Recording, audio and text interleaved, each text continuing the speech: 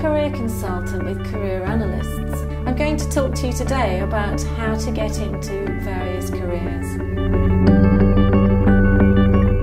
Forensic psychologists are psychologists who are particularly concerned with the criminal mind and with understanding how deviants work.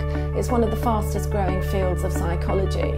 I think it's not exactly what one thinks of, in the sense that, you know, we all have in our mind the books by Paul Britton, and who was supposedly the inspiration for Cracker. And he is, you know, obviously tracking criminals and profiling criminals. Now, there certainly is an element of criminal profiling in forensic psychology. They do look at research and take from that research what they can to identify the sort of people who are likely to have perpetrated certain crimes. So they're using statistical evidence and research to inform their advice. But a lot of it is also about being able to build relationships with quite strange people. So you'll be working with the police, with the health services, and in prisons with people, trying to help them to understand their behaviour and understand the implications of their behaviour on victims.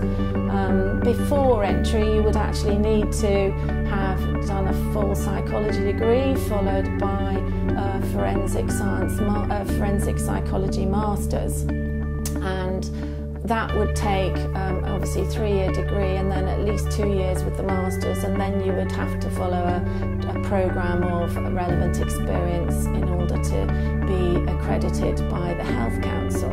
So it's quite a long-term course, and it is something which you can't do without a degree. You would, again, being a sensitive area, it's not always easy to be working in prisons, but obviously there are things like you know, various youth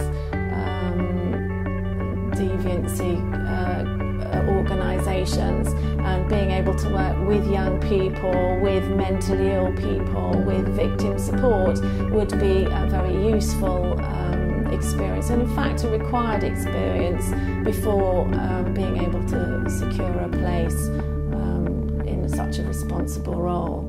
Obviously, in terms of qualities, you need to be able to build empathy and understanding with people who aren't always, well, very unlikely to be run-of-the-mill, perhaps, you know, serial killers and really quite evil people. And therefore also you have to be prepared to be in perhaps some danger, perhaps, when you're actually dealing with these kinds of people.